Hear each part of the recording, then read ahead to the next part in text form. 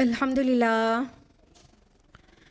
الحمدللہ رب العالمین والصلاة والسلام علی رسولہ الکریم وعلی آلہ واصحابہ اجمعین اما بعد واعوذ باللہ من الشیطان الرجیم بسم اللہ الرحمن الرحیم یا ایھا الناس قد جاءتکم موعظۃ من ربکم وشفاء لما فی الصدور وہدی ورحمۃ للمؤمنین بسم اللہ الرحمن الرحیم قد افلح المؤمنون الذین هم فی صلاتهم خاشعون بسم اللہ الرحمن الرحیم رب اشرح لی صدری ویسر لی امری واحلل عقدۃ من لسانی یفقہوا قولی۔ میری عزیز سامعات، درس قرآن مجید میں آپ سب کا تہہ دل سے خیر مقدم ہے۔ السلام علیکم ورحمۃ اللہ وبرکاتہ۔ کیسے آپ سبھی لوگ؟ الحمدللہ۔ اللہ تعالیٰ کرے کہ آپ اچھے رہیں، خوشحال رہیں۔ اللہ تعالیٰ آپ کے صحت میں مزید بہتر اضافہ کرے، آپ اچھی رہیں، محفوظ رہیں، اور ساتھ ہی اللہ تعالیٰ آپ کے ایمان میں اضافہ کرے، یہاں تک کہ آپ مومنین اور مومنات کے ساتھ جنت میں داخل ہو جائیں۔ آمین آمین، جزاک اللہ خیر۔ تو ہم لوگ آج کون سی سورہ کرنے والے ہیں درس قرآن میں؟ ہاں، سب کو پتہ ہے سورہ مؤمنون سٹارٹ ہونے والی ہے، اور لاسٹ ویک ہم لوگوں نے کون سی سورہ مکمل کیا ہے؟ سورۃ الحج۔ تو آج ہم لوگ 23ویں نمبر کی سورہ سٹارٹ کرنے والے ہیں، جو کہ سورہ مؤمنون ہے۔ تو سورہ مؤمنون، اس سورہ کا نام پہلی ہی آیت سے ماخوذ ہے، قد افلح المؤمنون پہلی آیت ہے، وہیں سے اس کا نام ٹیکن ہے۔ اس کے علاوہ سورہ مؤمنون کا پچھلی سورہ کے ساتھ ربط اس طرح سے ہے کہ پچھلی سورہ میں ایک بات کہی گئی تھی کہ اللہ کی راہ میں جہاد کرو جیسے کہ جہاد کا حق ہے، وجاہدوا فی اللہ حق جہادی۔ اور اس سورہ کی، وہ سورہ کا اینڈ تھا سورۃ الحج کا، اور اس سورہ کی بگننگ کہاں سے ہو رہی ہے؟ قد افلح المؤمنون، مومنین کامیاب ہو گئے۔ تو جس کام سے کامیابی ملے گی وہاں پر اینڈ ہو رہا ہے۔ یا ایھا الذین آمنوا سے 4 آیات کا ایڈریس تھا۔ پھر اس کے بعد جہاں سے کامیابی جن لوگوں کو ملے گی ان کا پورا ڈسکرپشن اس سورہ کی بگننگ میں ہے، یعنی وہ پچھلی سورہ کا اینڈ والا جو کام کیا جائے گا، تو اس سورہ کی جو بگننگ ہے الٹیمیٹلی وہ صفات ان لوگوں میں ضرور ہوگی اور وہ جنت کے وارث ہوں گے۔ اس طرح پچھلی سورہ سے اس کا ربط بنتا ہے۔ اس کے علاوہ یہ جو سورہ ہے یہ مکی سورہ ہے، سورۃ المؤمنون مکی سورہ ہے، اور یہ سب سے بڑا پورشن ہے مکی قرآن کا، اس جگہ پر سورہ مومنون پر اینڈ کر رہا ہے۔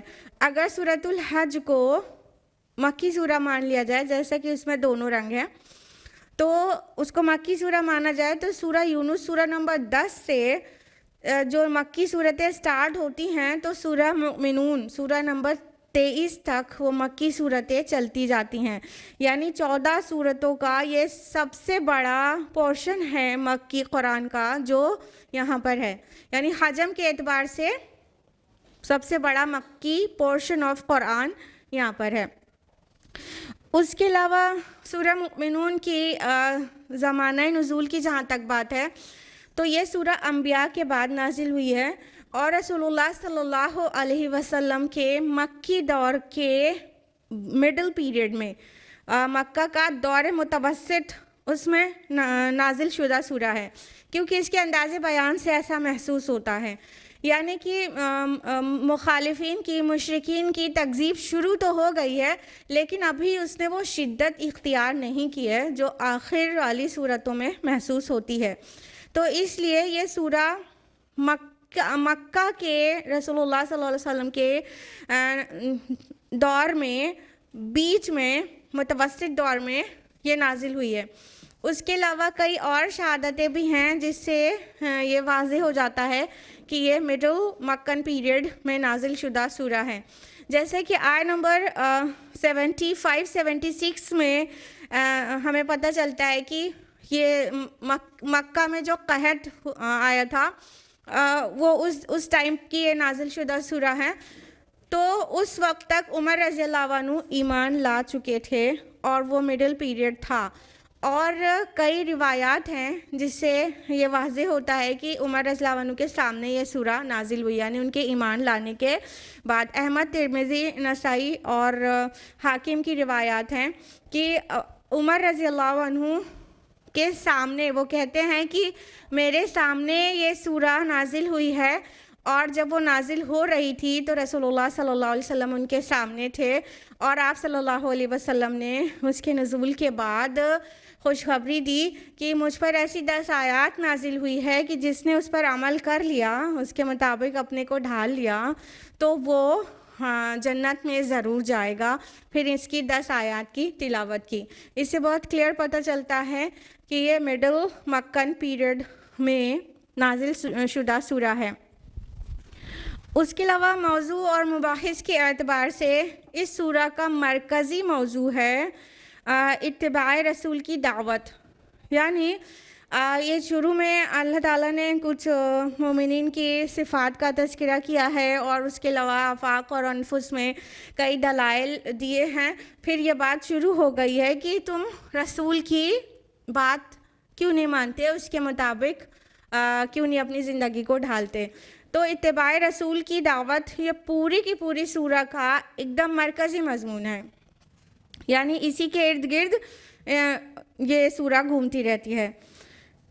تو اور اس کے سٹارٹنگ میں جو 10 آیات ہیں، جیسے 11 آیات ہیں جو اس کی خوشخبری جیسا کہ سنا چکے ہیں کہ مومنین کی وہ صفات ہیں کہ جس کے اندر یہ ساری صفات جمع ہو جائیں تو انشاءاللہ وہ نہ صرف جنت بلکہ فردوس کا وارث ہوگا. تو اب اتنی تمہید کے بعد شروع کرتے ہیں. تیار؟ اوکے. اعوذ باللہ من الشیطان الرجیم، بسم اللہ الرحمن الرحیم. قد افلح المؤمنون، کام نکال لے گئے اہل ایمان، یا کہیں کہ کامیاب ہو گئے مومنین. الذین هم فی صلاتہم خاشعون، جو اپنی نمازوں میں خشوع اختیار کرتے ہیں. والذین هم عن اللغو معرضون، جو لغو باتوں سے اعراض کرنے والے ہیں. والذین هم للزکاۃ فاعلون، اور جو زکوٰۃ کے طریقے پر عامل ہیں. 4 آیات تلاوت کی ہم نے آپ کے سامنے. پہلی آیت ہے قد افلح المؤمنون، یقیناً کامیاب ہو گئے ہیں مومنین. لفظ قد سے شروع ہوتی ہے. قد عربی زبان میں جب کسی متوقع چیز کے پہلے آتا ہے، جو چیز ایکسپیکٹڈ ہوتی ہے، تو قد اسے یقینی بنا دیتا ہے، یعنی ایکسپیکٹڈ چیز شور ہو جاتی ہے اگر قد لگ جاتا ہے. اور ماضی سے پہلے قد لگتا ہے عربی زبان میں تو اس کو مضارع بنا دیتا ہے، یعنی پاسٹ سے وہ پریزنٹ میں آ جاتے ہیں وہ بات. تو کہا قد افلح المؤمنون، مطلب یقیناً، دس از فار شور، یہ یقینی بات ہے کہ مومنین کامیاب ہو گئے. یہاں پہ افلح جو ورڈ آیا ہے تو یہ فلاح سے ہے. اس کا مادہ ہے فا لام میم. تو اس مادے کے جو لفظ ہے ایکچولی اس کا معنی ہوتا ہے، فلاح کا معنی ہوتا ہے پھاڑنا، کسی چیز کو پھاڑنا. تو اس کے قریبی ہم معنی بھی کہہ سکتے ہیں، اس کے قریبی مادے کا لفظ بھی کہہ سکتے ہیں، فلق بھی ہے. فلق معنی بھی پھاڑنا ہوتا ہے، جیسا کہ سورۃ الانعام کی آیت نمبر 95 میں ہے ان اللہ فالق الحب والنوى، کہ بے شک اللہ تعالیٰ دانے اور گٹھلیوں کو پھاڑنے والا ہے. تو یہ جو فلاح ورڈ ہے یہ بھی ایکچولی پھاڑنے کا معنی ہوتا ہے. کیا مطلب ہے کہ پھاڑنے والی کوئی چیز، یہ ریلیٹڈ ہے کامیابی سے، جیسا کہ اکثر لوگ جانتے ہیں فلاح کامیابی کو کہتے ہیں. تو کامیابی کیسے اس سے ریلیٹ ہوتی ہے؟ دیکھیے جو انسان کا پورا وجود ہے نا، وہ ایکچولی اس کی جو بنیادیں ہیں اس کے اندر اللہ تعالیٰ کی معرفت موجود ہے، اور ریالٹی اس کے اندر اللہ تعالیٰ نے پوری انکلکیٹڈ رکھی ہے کہ اللہ ایک ہے، اور ایکچولی انسان کو اسی کی بندگی کرنی چاہیے اور اس کی نافرمانی نہیں کرنی چاہیے۔ تو عرفان ذات اللہ تعالیٰ نے ہمارے اندر رکھا ہے، لیکن اس پر مادی پردوں کے غلاف چڑھ جاتے ہیں۔ مٹیریل شیٹس ایک کے بعد ایک، حب مال، حب دنیا اور بہت ساری مطلب مٹیریل کی شیٹ ون بائی ون اس پر لیئر ہوتی چلی جاتی ہے، جس کی وجہ سے وہ اپنے اصل وجود سے غافل ہو جاتا ہے۔ انسان کا جو اصل وجود ہے وہ ہے روحانی وجود، نہ کہ جسمانی۔ ہر انسان روحانی اور جسمانی دو وجود کا مرکب ہے۔ تو جسمانی وجود تو ہمیں یاد رہتا ہے، بھوک لگتی ہے کھانا کھاتے ہیں، پیاس لگتی ہے پانی پیتے ہیں، بیمار ہوتے ہیں ڈاکٹر کے یہاں جاتے ہیں، تو ہم اپنے جسمانی وجود سے بہت زیادہ اویئر ہیں، لیکن ہم اپنے روحانی وجود کو بھول گئے ہیں۔ اور اس روح میں جو اللہ سبحانہ و تعالیٰ کی ذات کا عرفان موجود ہے، معرفت موجود ہے، اس پر بڑے بڑے موٹے موٹے پردے پڑ جاتے ہیں۔ بس دنیا کے پیچھے، مال کے پیچھے اور اپنے ظاہر کے پیچھے، ظاہر کو مینٹین کرنے میں جو بھاگتے رہتے ہیں، تو بہت سارے مطلب مٹیریل شیٹس ہم پر آ جاتی ہیں۔ تو کامیاب وہ انسان ہوتا ہے جو یہ مٹیریل شیٹس کو، جو یہ مادی پردوں کے غلاف ہیں، اس کو پھاڑتا ہے اور اپنی ریالٹی کو ریکگنائز کرتا ہے کہ اس کا اصل وجود یہ جسمانی وجود نہیں ہے، بلکہ اس کا اصل وجود روحانی وجود ہے، جس کو علامہ اقبال خود ہی سے تعبیر دیتے ہیں، اور جس کے بارے میں سورۃ الحشر کے آیت نمبر 19 میں کہا گیا کہ وَلَا تَكُونُوا كَالَّذِينَ نَسُوا اللَّهَ فَأَنسَاهُمْ أَنفُسَهُمْ، تم ان لوگوں کی طرح نہ ہو جانا جنہوں نے اپنے آپ کو بھلا دیا، تو جنہوں نے اللہ کو بھلا دیا تو اللہ نے ان کو اپنے آپ، اپنی خودی، اپنے اصل وجود سے غافل کر دیا۔ تو یہ وہ چیزیں ہیں، مطلب ہم مٹیریل گینز کی وجہ سے اپنے اصل وجود سے غافل ہو جاتے ہیں۔ الٹیمیٹلی کیا ہوتا ہے کہ ہم اپنے کو بھی نہیں پہچان پاتے، اور اپنے رب کی جو معرفت اللہ تعالیٰ نے ہمارے اندر رکھی ہے اس کو ریکگنائز نہیں کر پاتے۔ الٹیمیٹلی ہم لوزر ہو جاتے ہیں۔ تو کامیاب وہ انسان ہوتا ہے جو یہ مادی پردوں کے جو بہت سارے غلاف ہیں ان کو پھاڑ کر اللہ تعالیٰ اپنی پہچان کرتا ہے اور اللہ تعالیٰ کی پہچان کرتا ہے۔ عربی زبان کا ایک مقولہ ہے جو صوفیاء کے یہاں بہت معروف ہے کہ من عرف نفسہ فقد عرف ربہ، جس نے اپنے آپ کو پہچان لیا اس نے اپنے رب کو پہچان لیا۔ تو اس لیے اپنے جو روحانی وجود ہے اس کو پہچاننا بہت ضروری ہے۔ تو اس کو پہچاننے کے لیے ہمیں اسے پھاڑنا پڑتا ہے، مٹیریل شیٹس کو، تو پھر وہی لوگ کامیاب ہو جاتے ہیں۔ لہٰذا کہا گیا قد افلح المؤمنون، کہ مومنوں نے مطلب وہ کامیاب ہو گئے، کامیاب ہو گئے۔ تو کامیابی یہاں پر کس معنی میں ہے کہ اپنے آپ کو پہچاننا اور اپنے رب کو پہچاننا۔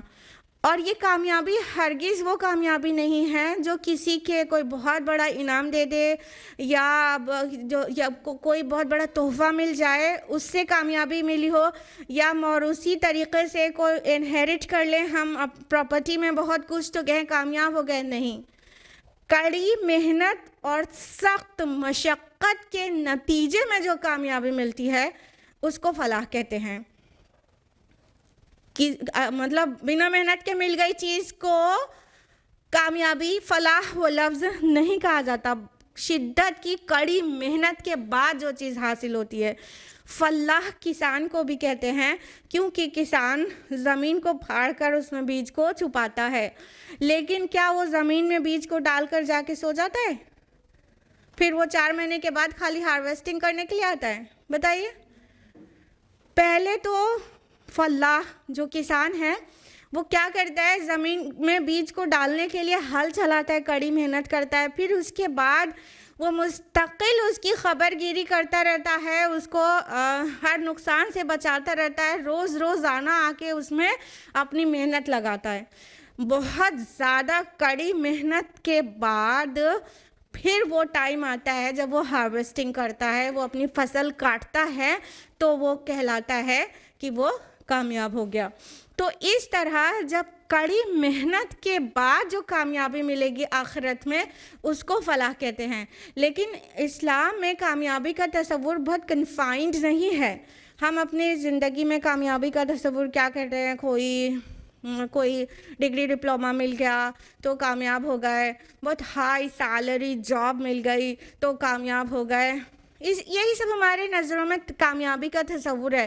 لیکن اسلام اتنا محدود نہیں ہمیں نظریہ دیتا، ہمیں بہت بڑی کامیابی کو کامیابی کہتا ہے، اس میں دنیا اور آخرت دونوں کی کامیابی ہے، ٹھیک ہے۔ لیکن افسوس کی بات یہ ہے کہ ہمارے اور آپ کے نزدیک بھی جو آخرت کی کامیابی ہے وہ نجات لفظ سے ہم نے اس کو وہ کر لیا، جاننا شروع کر دیا، جبکہ یہ جو لفظ نجات ہے یہ قرآن مجید میں آخرت کی کامیابی کے لیے کہیں آیا ہی نہیں ہے، بلکہ اس کے جو دوسرے مذاہب میں اس کے دوسرے الفاظ موجود ہیں، جیسے موکش پراپت کرنا کہتے ہیں، ٹھیک ہے، نرواڑ کہتے ہیں، سیلویشن کہتے ہیں کرسچینٹی میں، یا مکتی کہتے ہیں ہندوازم میں۔ تو یہ ادر ریلیجن میں ہم مکتی، موکش، نرواڑ، سیلویشن، یہ سب جو الفاظ جانتے ہیں، ان کا جو کانسیپٹ ہوتا ہے وہ کیا ہے کہ جو دنیا ہے نا، یہ دکھوں کا گھر ہے، یہاں بہت دکھ ہیں، صرف دکھ ہی دکھ ہیں۔ بدھزم میں تو بس صرف دکھ ہی دکھ ہیں۔ پھر ان دکھوں سے نکل کر سکسیز ملتی ہے تو کہتے ہیں کہ وہ بالکل موکش پراپت کر لیا اس نے، ٹھیک ہے، وہ ان دکھوں کے چکر سے نکل کر کامیاب ہو گیا۔ تو یہ چکر، ان کا مطلب جو چکر مانتے ہیں دنیا کو اور دکھوں کا گھر مانتے ہیں، ان کے نزدیک کامیابی یہ ہے کہ نجات مل جائے، موکش مل جائے، سالویشن ہو جائے۔ کرسچینٹی کا کیا عقیدہ ہے کہ مطلب انسان جو ہے اوریجنل سن میں پیدا ہوتا ہے۔ اوریجنل سن کس کو کہتے ہیں کہ ان کے باپ اور ماں نے گناہ کیا تھا، آدم اور حوا نے، تو by birth every human being is سنفل، اور وہ اس سن سے کبھی باہر نہیں آ سکتا انٹل پھر انہوں نے اس کا ایک وہ نکالا سلیوشن کی بلیو کریں جیزس کرائسٹ کے کروسیفکشن پر۔ تو جو بھی یہ مانے گا، یہ عقیدہ رکھے گا کہ مسیح علیہ السلام تمام لوگوں کے گناہ کو لے کر خود کروسیفائی ہو گئے، سولی پر چڑھ گئے، جو یہ عقیدہ مان لے گا تو پھر اس کا سالویشن ہو جائے گا۔ تو ان کے ہاں بھی نجات کا یہ تصور ہے۔ اسلام میں فلاح کا یہ تصور نہیں ہے، نجات ورڈ نہیں آیا ہے، فلاح ورڈ آیا ہے، جو کڑی محنت کے بعد ملتی ہے۔ تو یہ دنیا، اللہ کے نبی نے فرمایا الدنیا مزرع الآخرہ، یہ دنیا آخرت کے لیے کھیتی ہے۔ تو ہمیں یہاں کڑی محنت کر کے یہاں فصل لگانی ہے عمل کی۔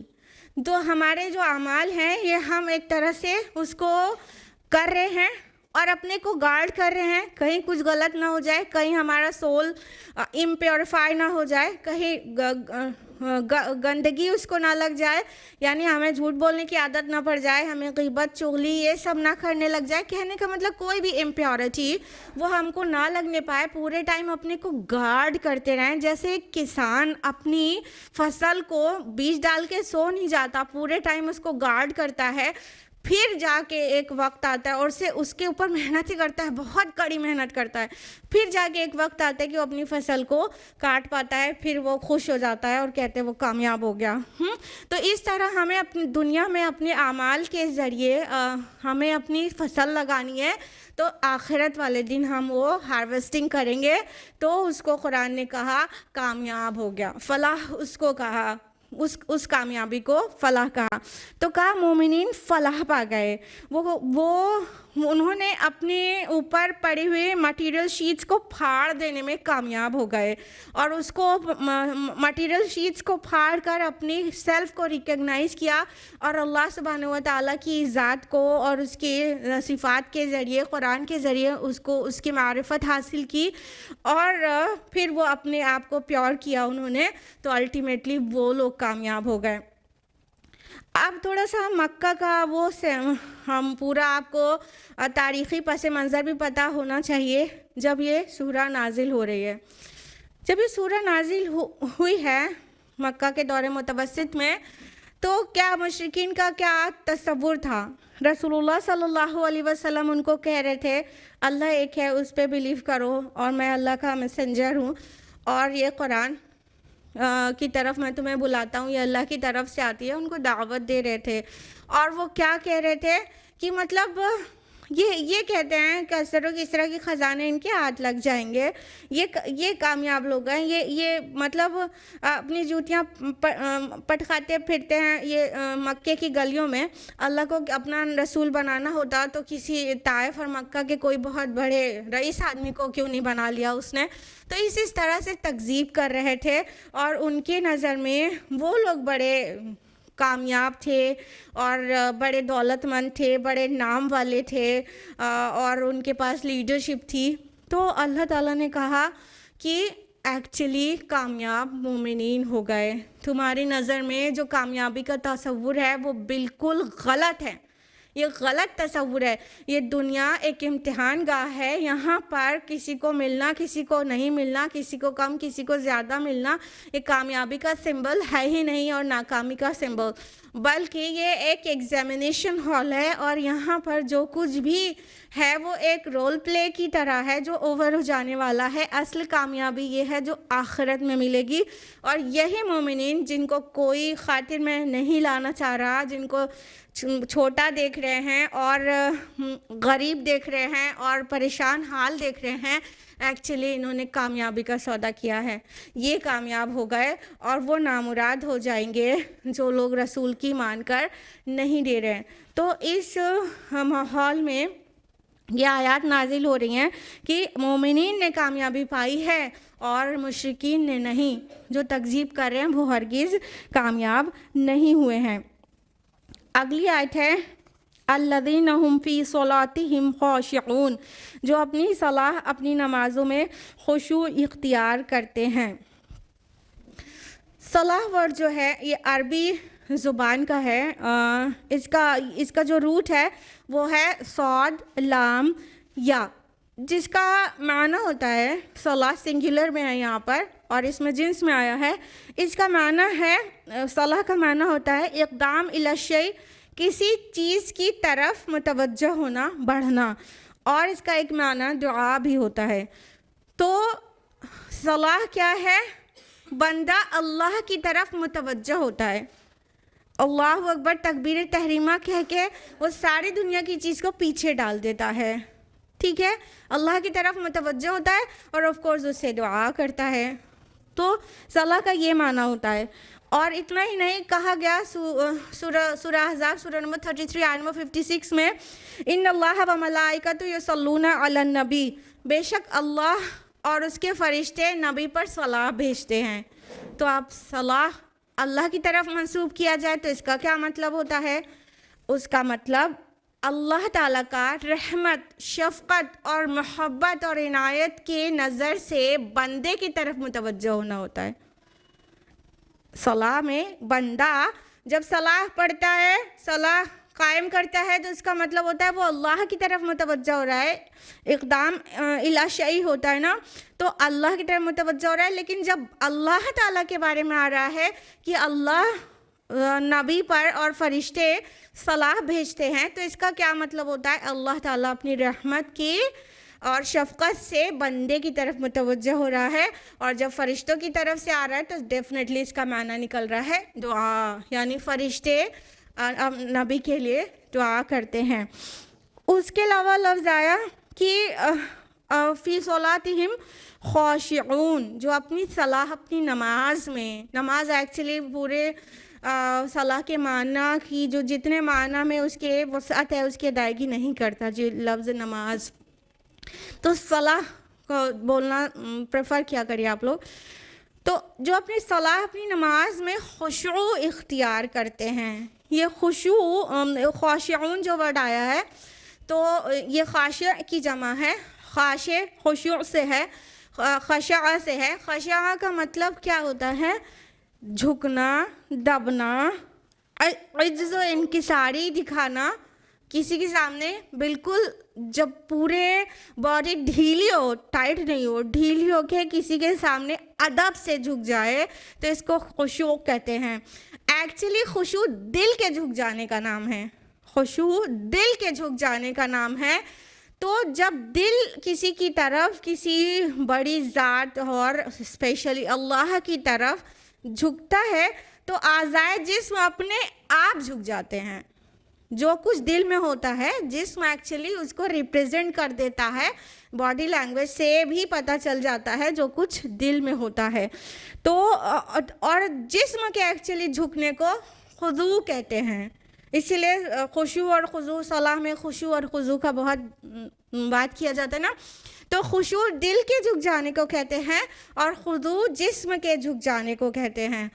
تو اور یہ دونوں ایک ساتھ ہی ہوں گے۔ جب دل میں ہوگا خشوع تبھی جسم پہ طاری ہو پائے گا۔ ایک حدیث ہے، رسول اللہ صلی اللہ علیہ وسلم نے ایک شخص کو دیکھا، وہ صلاح پڑھ رہا ہے اور ساتھ ہی اس اپنے داڑھی کے بال سے کھیل رہا ہے۔ تو اللہ کے نبی صلی اللہ علیہ وسلم نے فرمایا کہ اگر اس کے صلاح میں خشوع ہوتا، اس کے دل میں خشوع ہوتا تو اس کے جسم پر بھی وہ طاری ہوئے بغیر نہیں رہتا، اس کے جسم پر بھی خشوع ہوتا۔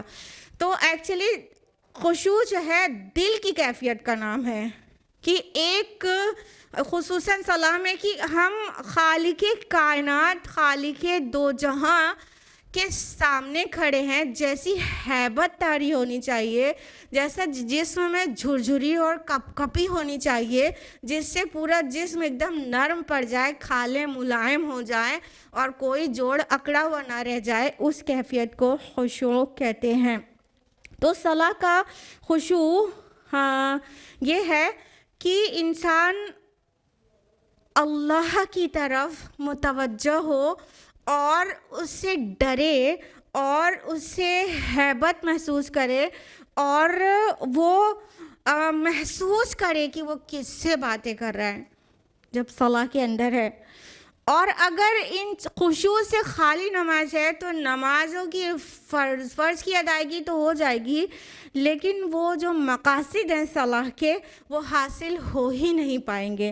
علامہ اقبال نے اس کو ان الفاظ میں کہا ہے، شوق تیرا اگر نہ ہو میری نماز کا امام، میرا قیام بھی حجاب، میرا سجود بھی حجاب۔ کنیکشن ہی نہیں بن پائے گا۔ اللہ تعالیٰ سے کنیکشن کیسے اسٹیبلش ہوگا؟ مطلب زبان سے جو چیزیں کہہ رہے ہیں وہ سمجھ نہیں رہے اور فیل نہیں کر رہے، خشوع دل میں ہے نہیں، اللہ سے سامنے ہو کے ہم باتیں کر رہے ہیں ایسا ہمیں محسوس نہیں ہو رہا ہے، تو نہ جسم پہ بھی خشوع طاری نہیں ہوگا، خضوع طاری نہیں ہوگا، اور الٹیمیٹلی وہ جو اس کے نتائج ہیں صلاح کے وہ برآمد نہیں ہو پائیں گے۔ تو اب تو ہماری جو نمازیں اور روزے اور اذان جو ہے بس وہ یہ اس طرح سے ہے، رہ گئی رسم اذان روح بلالی نہ رہی، فلسفہ رہ گیا تلقین غزالی نہ رہی۔ یہ ہماری نمازوں کا حال جو ہے خشوع سے خالی، جس کی وجہ سے کہہ سکتے ہر چیز کا جسم باقی رہ گیا ہے اور اس کی روح غائب ہو گئی ہے، اس کی روح غائب ہو گئی ہے۔ اگر صلاح میں خشوع ہوگا، اللہ کے ساتھ ایک کنیکشن اسٹیبلش ہوگا، تو اس سے جو کچھ انسان لے کے جائے گا صلاح سے باہر تو وہ صلاح کے باہر بھی نظر آئے گا۔ کہنے کا مطلب برائیوں سے اسے صلاح اس کی روک دے گی، جیسا کہ فرمایا اللہ تعالیٰ نے سورہ عنکبوت سورہ نمبر 29 آیت نمبر 45 میں، ان الصلاۃ تنہی عن الفحشاء والمنکر، کہ بے شک صلاح بے حیائی اور برائی سے روکتی ہے، ہر قسم کی برے فعل سے، چاہے چھپا ہوا ہو چاہے کھلا ہوا ہو، فحش سے بھی منکر سے بھی، دونوں طرح کی برائی سے صلاح روکتی ہے۔ لیکن کیا ہے کہ ہماری نمازوں میں خشوع ہے نہیں، ہم جیسے ایک چیز مطلب پابند کر دیا گیا ہو اور سجدے لگا کے اٹھ جاتے ہیں اور کچھ محسوس ہی نہیں ہوتا، اللہ تعالیٰ سے کوئی کنیکشن محسوس نہیں ہوتا، جس کے نتیجے میں ہمارے زندگی میں کوئی بھی طرح کی تبدیلیاں نہیں آ رہی ہیں، کچھ بھی فرق نہیں آ رہا ہے، جیسے ہم صلاح کے پہلے ہوتے ہیں ویسے ہی بعد میں بھی ہوتے ہیں۔ اسی وجہ سے کیا ہے کہ سوسائٹی میں آن دا ہول کوئی چینج نہیں آ پا رہا ہے، ورنہ 5 وقت نمازی جھوٹ بولے ایسا ہو نہیں سکتا تھا، دھوکہ دے سے سوال پیدا نہیں ہوتا، وعدہ خلافی کی وہ سوچ بھی نہیں سکتا، خیانت کے تو وہ قریب بھی نہیں پھٹکے گا ہر ایک بات سے۔ اور پھر فحش اور بے حیائی اور عریانیت کیسے ممکن ہو سکتا ہے کہ ایک انسان صلاح بھی پڑھے، نماز بھی اپنے رب کے حضور کھڑا ہو اور اس کے بعد جا کے گالی بھی بکے؟ ایسا نہیں ہو سکتا۔ یہ سب تبھی ہو سکتا ہے جو جیسا کہ ہو رہا ہے کہ ہم سمجھتے کچھ نہیں ہیں۔ تو صلاح میں خشوع لانے کے کچھ ٹپس دیتے ہیں، فٹافٹ اس کو نوٹ کریے کہ آپ صلاح کے میں خشوع لانے کے لیے ضروری ہے کہ جو کچھ ہم بولتے ہیں اسے سمجھا کریں، یعنی ہمیں جو کچھ قرآن یا دعائیں اذکار جو ریسائٹ کرنا ہے وہ سب کچھ ہمیں سمجھ میں آنا چاہیے۔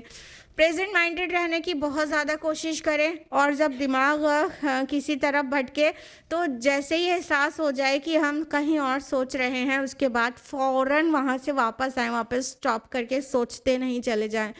اس کے علاوہ قرآن کو نیا آیات حفظ کریں تاکہ ہر دن ہر ہفتے نئی آیات پڑھا کریں، نہ کہ جو بچپن سے رٹا دیا گیا ہے، میکینیکل ہو چکا ہے، لاسٹ کی 10 صورتیں وہی پڑھتے رہیں تو پورا پریزنٹ مائنڈڈ رہے بغیر بھی اس کو پڑھ لیتے ہیں۔ تو نئے آیات حفظ کرتے رہیں گے تو پھر انشاءاللہ اس کو پریزنٹ مائنڈڈنس کے ساتھ ہی پڑھ پائیں گے۔ اس کے علاوہ صلاح میں جانے سے پہلے تھوڑا سا آدھا منٹ تک 30 سیکنڈ تک کھڑے ہوں اور اپنے ذہن کو تیار کریں کہ ہم سب کچھ پیچھے ڈال کر اور جا رہے ہیں اپنے رب سے ہم کلام ہونے۔ تو تھوڑا 30 سیکنڈ کھڑے رہیں، پہلے ذہناً اپنے کو تیار کر لیں، پھر صلاح کے اندر داخل ہوں۔ اس کے علاوہ اور جو اذکار پڑھے جاتے ہیں صلاح میں، رکوع میں اور سجدے میں، وہ سارے اس کے مختلف اذکار ہیں، تو الگ الگ چھوٹی چھوٹی دعائیں وہ جو رکوع کی ہیں، سجدے کی ہیں، وہ سب یاد کریں، الگ الگ نمازوں میں الگ الگ دعائیں پڑھیں تاکہ وہ پریزنٹ مائنڈڈنس کے ساتھ پڑھنا آپ کے لیے بالکل ہی ضروری ہو جائے۔ تو اس طرح یہ کچھ ٹپس فالو کریں گے تو انشاءاللہ صلاح میں خشوع آ سکے گا۔ حالانکہ یہ سب کچھ کرنے کے بعد بھی سب سے زیادہ جو چیز متاثر کرے گی وہ ہے ایمان۔ پہلی آیت میں ایمان کے بارے میں بات کی گئی ہے، دوسری آیت میں صلاح اور خشوع کی۔ تو ایمان مضبوط ہوگا تو صلاح میں خشوع آئے گا، اور صلاح میں خشوع رکھیں گے تو ایمان مزید مضبوط ہوگا، اور مضبوط ہوگا تو اور خشوع آ پائے گا، اور مضبوط ہوگا تبھی آ پائے گا۔ ایمان ہمارا کمزور رہے، ہمارے نماز کے باہر جانے کے بعد رب کی نافرمانیاں کرتے رہیں، اور ایمان مزید کمزور ہوتا چلا جائے تو پھر ہم سوچیں کہ اس کے بعد والی نماز میں بہت اچھے خشوع سے پڑھ سکیں گے، تو وہ سارے ٹپس بھی کوئی بھی کام نہیں آ پائیں گے اگر ایمان کمزور ہی رہا۔ تو یہ ایمان کے اوپر ورک کرنا بہت امپورٹنٹ ہے۔ تو صلاح مومنین کے متعلق کیا کہا جا رہا ہے کہ وہ لوگ کامیاب ہو گئے، یا ریورس انجینئرنگ کریے، جن کے اندر یہ ہوگا وہ کامیاب ضرور ہوں گے، اور جو کامیاب ہونے والے لوگ ہیں یعنی وہ صحابہ، ان کے اندر یہ ضرور ہے۔ دونوں طرح سے سمجھتے چلیے کہ صحابہ کے بارے میں کہا جا رہا ہے وہ ایسے تھے، اور ہمارے بارے میں کہہ سکتے ہیں، کہا جا رہا ہے اگر ایسا بننا ہے تو یہ صفات اپنے اندر جذب کرو، عمل کرو ایسی چیزوں پر۔ صلاح کا رول ہماری سوسائٹی میں بھی بہت زیادہ ہے، جیسا کہ صلاح کا ایک نظام ہے، اجتماعی نظام۔ افسوس کے ساتھ خواتین کے لیے ہمارے بر صغیر کی مساجد میں، اکثر مساجد میں خواتین کا نظم نہیں رہتا باجماعت صلاح پڑھنے کا، لیکن مردوں کے لیے وہ جو نظام ہے اس کا 27 ٹائمز امپورٹنٹ زیادہ ثواب ملتا ہے جماعت سے پڑھنے کا، وہ پوری سوسائٹی کو بھی متاثر کرتا ہے، یعنی کہ پورا سوسائٹی میں ایکوالٹی مینٹین ہوتی ہے، یعنی شولڈر ٹو شولڈر کھڑا ہونا ہے۔ ایک بادشاہ ہو سکتا ہے، اس بغل میں کھڑا ہو فقیر ہو سکتا ہے، ایک بہت امیر اور اس کے بغل میں ہو سکتا ہے کوئی بہت غریب کھڑا ہو، تو ان سبھی کو شولڈر ٹو شولڈر کھڑا ہونا ہے وداؤٹ اینی گیپ۔ تو وہ یہ سوشل ایکوالٹی مینٹین کرتی ہے، اور مسجد میں पाबंदी से 5 वक्त की जमात के साथ सलाह पढ़ने से मस्जिद जो सेंटर है, जो एक्चुअली इस टाइम पर नहीं है, जो सेंटर है मस्जिद इस्लाम का, कि वहाँ मुख्तलिफ इश्यूज़ डिस्कस होंगे, मुख्तलिफ अनाउंसमेंट्स होंगे, तो वो सारी चीज़ जो मस्जिद में पाबंदी से सलाह पढ़ने यानी कि जमात के साथ पढ़ने से सोसाइटी में बहुत सारे बेनिफिट्स लेकर आती है।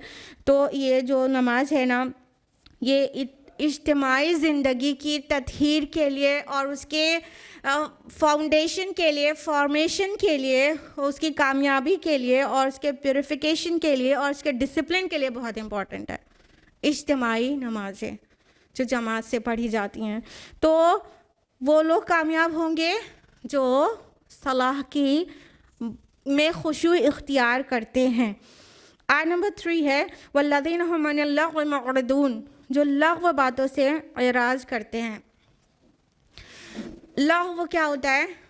बेमतलब बात, ला यानी फजूल, वेन, बेकार, ला हासिल बातें या चीज़ें या अमल, वो सारी चीज़ें लग़्व कहलाती हैं जिसका आखिरत में कोई फ़ायदे का नतीजा ही बरामद ना हो, वो सब चीज़ें लग़्व कहलाती हैं। बिना मतलब घंटों दोस्तों के साथ गॉसिप्स करना, उसके अलावा सोशल मीडिया पर और मोबाइल्स पर नॉन स्टॉप लगे रहना और मार्केट में यहाँ वहाँ घूमते फिरना बिना ज़रूरत के, बग़ैर ख़रीदारी के, ये सारी चीज़ें लग़्व हैं। हम आपको कुछ स्टैटिस्टिक्स बताना चाहेंगे कि किस कद्र इंसान अपना टाइम को वेस्ट कर रहा है। एक रिपोर्ट पब्लिश हुई थी टाइम्स ऑफ इंडिया में ऐप एनी के ज़रिए, तो उसकी 2021 की के सर्वे के मुताबिक 4.7 आवर्स एक पर्सन पर डे मोबाइल पर खर्च कर रहा है। एवरेज कुछ लोग 10-10 घंटे भी फ़ोन पर होते हैं, जो 10 मिनट, 5 मिनट, आधे घंटे ही फ़ोन यूज़ करते हैं, उनको मिला के एवरेज बना है, समझ रहे हैं ना? तो कुछ लोग 10-10 घंटे तक भी मोबाइल फ़ोन यूज़ कर रहे होते हैं। एवरेज 4.7 आवर्स का है, 4.7 आवर्स एवरेज पर्सन वो मोबाइल का इस्तेमाल कर रहा है। उसके अलावा 2.5 घंटा एवरेज सोशल मीडिया का इस्तेमाल हो रहा है, 2.5 घंटा एवरेज, वरना कुछ लोग 6-6 घंटे, 8-8 घंटे भी सोशल मीडिया पर होते हैं, और जो लोग कुछ मिनट ही होते हैं उनको मिला के एवरेज 2.5 घंटा सोशल मीडिया पर इंसान दे रहा है।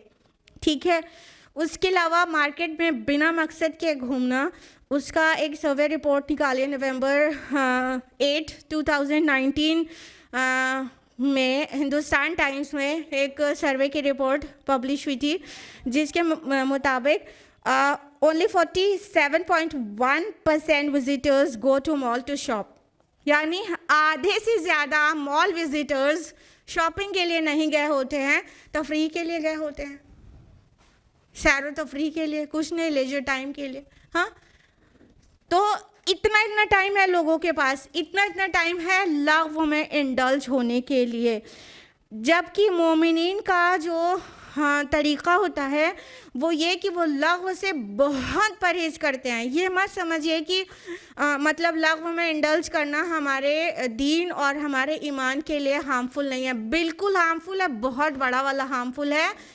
लग़्व में इंडल्ज होना, वेन चीज़ों में लग जाना, ये मोमिन का काम ही नहीं होता। मोमिन के लिए कहा गया सूरह फुरक़ान सूरह नंबर 25 आयत नंबर 72 में कि वैज़ा मर्रू बिल्लग़्व मर्रू किरामा, जब उनका गुज़र लग़्व से होता है तो वो तहज़ीब के साथ गुज़र जाते हैं। यानी कहने का मतलब ये कि ऐसा नहीं है कि आपके हाथ में मोबाइल नहीं है, आपके हाथ में आता है मोबाइल, आप फेसबुक पे चले गए, लेकिन तहज़ीब से गुज़र जाएं, जिस काम के लिए गए करके वापस आ जाएं। आपके हाथ में मोबाइल फ़ोन है, आप फ़ोन पे बात कर सकते हैं, लेकिन ज़रूरत की बात करके रख दें, ये है मतलब तहज़ीब से गुज़र जाना, मर्रू किरामा, बड़े ही शाइस्तगी के साथ उससे निकल जाते हैं। ٹھیک ہے، کہیں گاسپس ہو رہی ہے اور وہاں وہ آپ کے فرینڈز ہی ہیں سبھی، انسان بیٹھنا چاہتا ہے ان کے ساتھ کچھ اچھی باتیں کر لے، لیکن وہ لوگ گاسپ کے موڈ میں ہیں تو اٹھ کے چلا گیا، وہاں پہ رکا نہیں۔ کوئی جبر نہیں کر دیتا ہے آپ کو لغو میں انڈلج کرنے کے لیے۔ تو مومنین کا یہ عمل اس طرح سے ہوتا ہے کیونکہ مومن بائی نیچر سیریس ہوتا ہے، سیریس ان دا سینس گمبھیر وہ والا نہیں، سیریس ان دا سینس کہ وہ مقصدیت کے ساتھ زندگی اور وقت کو گزارتا ہے، اس کو ٹھیک سے پتہ ہوتا ہے کہ یہ جو زندگی ہے نا وہ کیا ہے، وہ ایگزامینیشن ہال کی طرح ہے۔ کوئی بے وقوف ہی ایگزامینی ہوگا جو ایگزامینیشن ہال میں بیٹھ کے موبائل پہ گیم کھیلتا رہے، کوئی کرے گا؟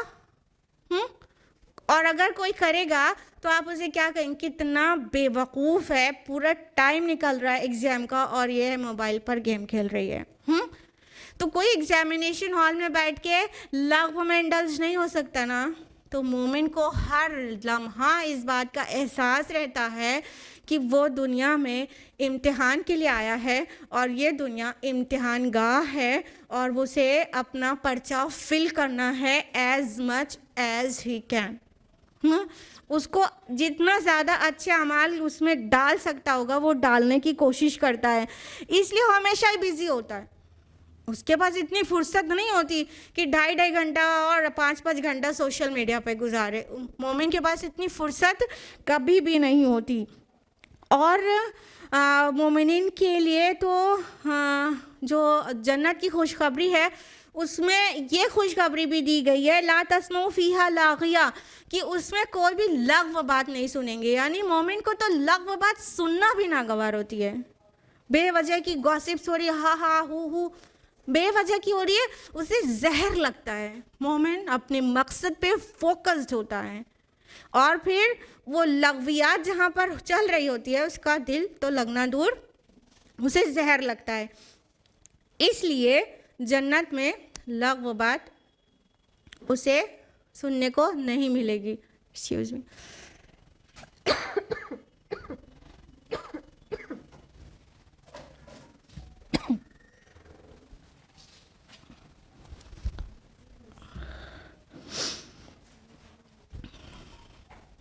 پچھلی آیت سے ریلیٹ کریے اس کو۔ پچھلی آیت میں کیا کہا؟ الذین هم فی صلاتہم خاشعون، وہ جو اپنی صلاح میں خشوع اختیار کرتے ہیں۔ یہ آیت میں کیا کہا جا رہا ہے؟ والذین هم عن اللغو معرضون، جو لغو سے وین ٹاک سے پرہیز کرتے ہیں۔ یعنی ہماری صلاح کا خشوع اس لیے بھی نہیں ہے کہ وین میں انڈلج ہو جاتے ہیں، لغویات میں لگ جاتے ہیں، اس لیے چاہے سر نیچے پیر اوپر کر کے صلاح پڑھیں کبھی خشوع نہیں آئے گا اگر ایک نماز کے بعد دوسری نماز میں ہمارا دل ایسے فون میں لگا رہتا ہے کہ کسی طرح نماز مکمل کریں اور دیکھیں کس کا نوٹیفیکیشن میسج کا آیا تھا تو کس کا میسج تھا۔ اگر اتنی بری طرح سے ہم فون میں ایک دم سے چپکے ہوئے ہیں اور اس طرح لغو میں ہمارا دل لگا رہتا ہے تو صلاح میں خشوع آ ہی نہیں سکتا۔ اور اگر چاہتا ہے بندہ کہ صلاح میں خشوع پیدا ہو تو پہلے اپنی زندگی سے لغو کو دور کرنا ہوگا، جتنی بے مطلب بے فائدہ فضول باتیں ہیں اس سے دور ہونا ہوگا۔ تینوں آیات کو ریلیٹ کریے۔ سب سے پہلے کہا گیا قد افلح المؤمنون، سم تھنگ ریلیٹڈ ٹو ایمان۔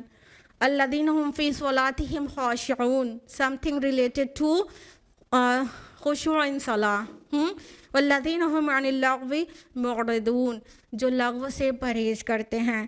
لغو سے ایمان ہوگا تو صلاح میں خشوع آئے گا اور وہ انسان لغو سے ضرور بچے گا، اور جو لغو سے بچے گا اس کی صلاح میں ہی خشوع آئے گا اور اس کا ایمان ضرور بڑھے گا۔ اور اگر ہم آپس میں اس کا رشتہ قطع کر کے چاہیں صلاح میں خشوع ہو جائے یا ہم بہت ہائی ایمان والے صحابہ کی طرح ہو جائیں تو ایسا نہیں ہوتا، ایسا نہیں ہوتا۔ جو طریقہ بتایا گیا ہے ویسا ہی کرنا ہوگا۔ ہم یہ اچھی طرح سے سمجھ کے رکھیں کہ ہمارے پاس جو وقت ہے وہ مہلت ہے، اور ہم ٹی پی نہ کریں۔ ٹائم پاس کیا ہے؟ ٹائم پاس، ٹائم نہیں کٹ رہا۔ وقت کاٹنے کی چیز نہیں ہوتی، ٹائم پاس کرنے کی چیز نہیں ہوتی، یوٹیلائز کرنے کی چیز ہوتی ہے۔ اگر آپ وقت کو کاٹیں گے تو ایکچولی یہ خود دو دھاری تلوار ہے، یہ آپ کو کاٹ ڈالے گا۔ تو یہ ٹی پی ٹائم پاس کو بنا لیجئے ٹی پی ٹرننگ پوائنٹ، اور پھر ٹرن ہو جائیے اللہ کی طرف، اور اس ٹی پی کو بنا لیجئے ٹف پریکٹس، اس کے بعد ہی جنت مل سکتی ہے۔ بہت سخت کڑی محنت کریں اور ٹائم کو پاس نہیں کریں، کیا کریں؟ اس کو یوٹیلائز کریں، اور جان لیجئے کہ ڈیسٹینیشن صرف دو ہی ہے، جنت یا جہنم، بیچ کی کوئی جگہ نہیں ہے۔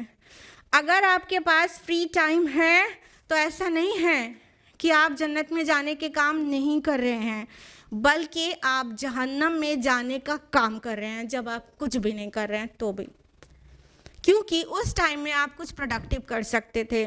آپ کی عمر اور جوانی کا بھی سوال ہوگا نہیں ہوگا؟ 5 سوال سب کو پتہ ہے نا؟ 2 سوال ریلیٹڈ ٹو ٹائم ہے کہ عمر کہاں کھپائی اور جوانی کہاں صرف کی۔ اس کے بغیر ہلنے نہیں دیا جائے گا، روز آخرت ہلنے نہیں دیا جائے گا، قیامت کے کوئی پیر اپنا نہیں ہلا سکے گا جب تک 5 سوالوں کا جواب نہ دے۔ ترمذی کی حدیث ہے، اور دو سوالات جو ہیں وہ کیا ہے؟ ٹائم سے ریلیٹڈ ہے۔ تو کیا جواب دیں گے؟ اگر ٹائم کلنگ کر رہے ہیں یا ٹائم پاس کر رہے ہیں تو پھر مطلب جنت میں جانے کے کام نہیں کر رہے ہیں، تو الٹیمیٹ ریٹرن کدھر ہوگا؟ جہنم میں۔ اس لیے لغو سے اپنے آپ کو بہت زیادہ بچانے کی کوشش کریں، نہیں تو یہ بربادی وقت بھی ایک جرم ہے اور یہ سیدھا جہنم کے گڑھے میں لے کے اتار دے گا۔ مت سمجھیے کہ لغو میں انڈلج ہونا کوئی گناہ کی بات نہیں ہے۔ مومن کبھی ایسا نہیں کرتا، وہ بہت ہوش مند ہوتا ہے اپنے وقت کا اور فوکسڈ رہتا ہے اپنے مشن پر، اور اس کی وجہ سے اسے کہیں بھی ٹائم نہیں ملتا کہ وہ انڈلج ہو۔ بس سارے زمانے کا اسٹیٹس ہی چیک کر رہے ہوتے ہیں۔ ہم کو سمجھ نہیں آتا کہ اتنا وقت لوگوں کے پاس ملتا کہاں ہے۔ جتنے واٹس ایپ اسٹیٹس لگے ہوتے ہیں سب کو چیک کرنا ہوتا ہے ہم کو۔ وہ اپنا اسٹیٹس دکھا رہے ہوتے ہیں کہ ان کے پاس اور کوئی کام ہی نہیں ہے کہ اسٹیٹس ہی اپڈیٹ کر رہے ہیں واٹس ایپ کا، اور ہم اپنا اسٹیٹس دکھا رہے ہوتے ہیں کہ ہر ایک کا اسٹیٹس چیک کر رہے ہیں۔ اتنی فرصت رہتی ہے؟ فیس بک پہ گھنٹوں اسکرول کر رہے ہوتے ہیں۔ دوست لوگ بیٹھ گئے تو فون لگا دیا تو 2 گھنٹہ 1.5 گھنٹے فون پہ ہی بات ہو رہی ہے۔ کتنا وقت ہے لوگوں کے پاس؟ ابھی سیدھے سے سمپل سا ایک سوال کر لو کہ قرآن کو سمجھ کر کیوں نہیں پڑھتے، تو سیدھا جواب آئے گا I don't have time، میرے پاس ٹائم نہیں ہے۔ قرآن کو انڈرسٹینڈ کرنے کے لیے، اپنی ہدایت کے لیے ٹائم نہیں ہے، اور اس کے بعد بیٹھ کر ہم ٹی پی کر رہے ہیں، ٹائم پاس کر رہے ہیں، اور کتنے گھنٹے ہم موبائل پر خرچ کر رہے ہیں۔ جن کے وہاں ٹیلی ویژن ہے وہ ٹیلی ویژن میں پرائم ٹائم بھولتے نہیں ہیں۔ تو ایسے، اور یہ جو ایگزامپلز ہم دے رہے ہیں وہ صرف لغو نہیں ہے، اس میں تو بہت ساری بے حیائی ہے جو کہ حرام ہے، ہاں وہ بھی ہے۔ تو اپنے آپ کو لغو اور بے حیائی کے کاموں سے بچائیں اپنا دامن، اور فوکس ہو جائیں ان صفات پر جو ان آیات میں کہی گئی ہے۔ اور یہ مومنین کی بڑی پیاری عمدہ صفات ہیں جو آیت نمبر 11 تک رہیں گی، آیت نمبر 9 تک صفات ہیں، پھر 2 آیات میں خوشخبری ہے کہ مومن کے اندر جو دل آویزی ہے وہ ان صفات کے حامل ہونے سے ہے۔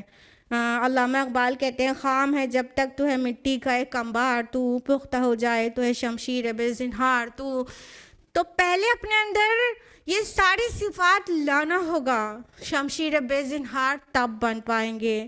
اور کہتے ہیں فرشتے کہ دلاویز ہے مومن، تو مومن دلاویز تب بن پائے گا جب یہ قرآن نے جو صفات بیان کی ہے اس کو اپنے اندر انسٹل کرے۔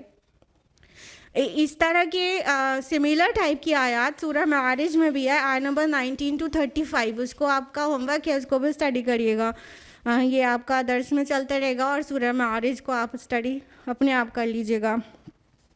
آیت نمبر 4 ہے والذین ھم للزکاۃ فاعلون، اور جو ہر دم اپنے تزکیے کی طرف متوجہ رہتے ہیں، یا یہ کہیں کہ جو زکوٰۃ کے طریقے پر عامل ہیں۔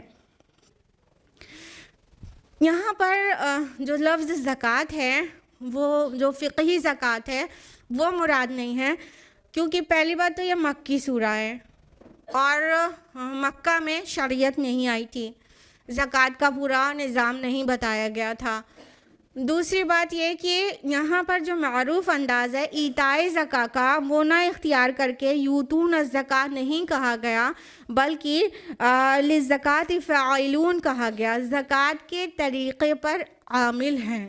تو یہ ایکچولی جو مدنی صورتوں میں بقرہ، آل عمران اور توبہ اور نساء اور مائدہ، اس میں جو انداز ہے وہ والا نہیں ہے، ایتائے زکوٰۃ والا نہیں ہے۔ تو زکوٰۃ کا معنی سمجھ لیتے ہیں تو بہتر سمجھ میں آئے گا کہ مکی سورہ میں زکوٰۃ ورڈ آیا ہے تو کیا مطلب ہے۔ دیکھیے زکوٰۃ کا معنی ہوتا ہے پاکیزگی، اور دوسرا معنی ہوتا ہے نشوونما، کسی چیز کو پروان چڑھانا۔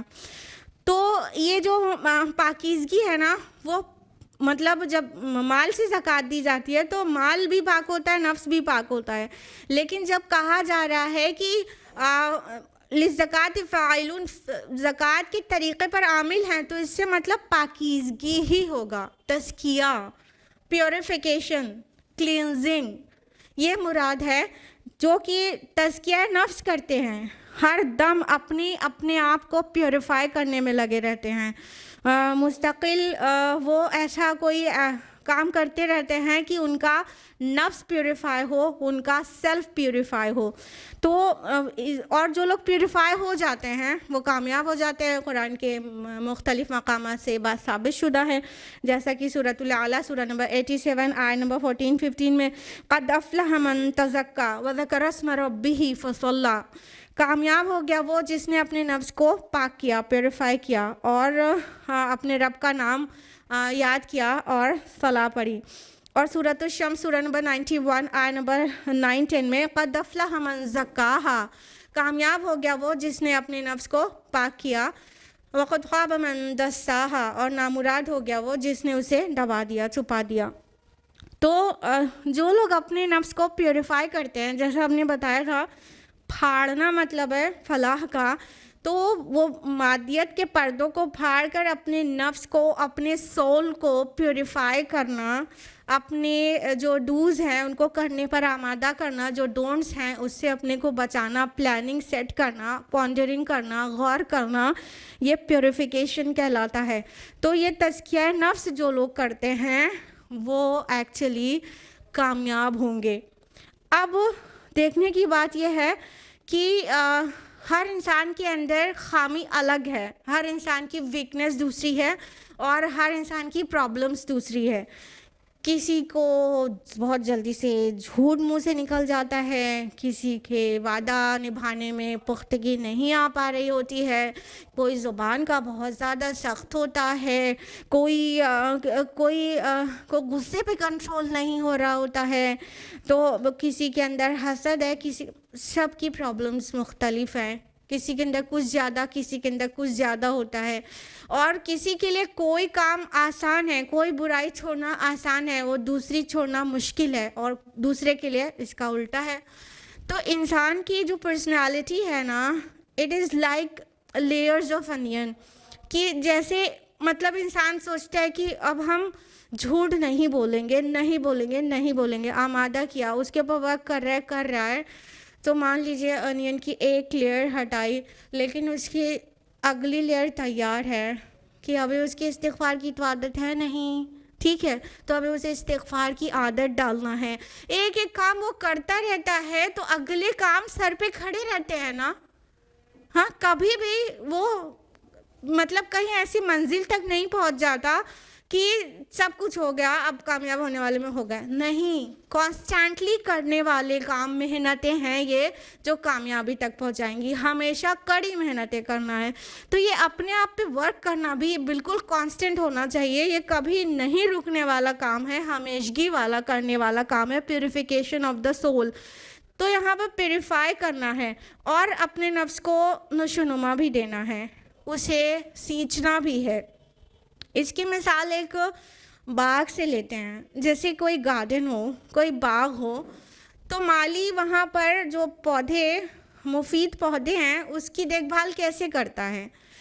ایک تو ان پودوں کو کھاد دیتا ہے، پانی دیتا ہے، سن لائٹ کا ارینجمنٹ رکھتا ہے، ٹھیک ہے وہ کرتا ہے، لیکن اس کے گرد و پیش میں اگر کوئی جنگلی جھاڑ جھنکاڑ نکل آئے تو کیا کرتا ہے؟ اس کی بھی صفائی کرتا ہے نا، کہیں ایسا نہ ہو کہ ان کی جو نشو و نما ہے وہ اس سے افیکٹ ہو جائے، یہ سن لائٹ لے لے، اس کو پوری لائٹ نہیں مل پائے، یا یہ سوائل میں سے زیادہ نیوٹرینٹس یہ کھینچ لے جائیں، مین پودا جو جس کی وہ دیکھ بھال کر رہا ہے اس کو کم ملے، تو وہ جھاڑ جھنکاڑ کو بھی کاٹتا رہتا ہے۔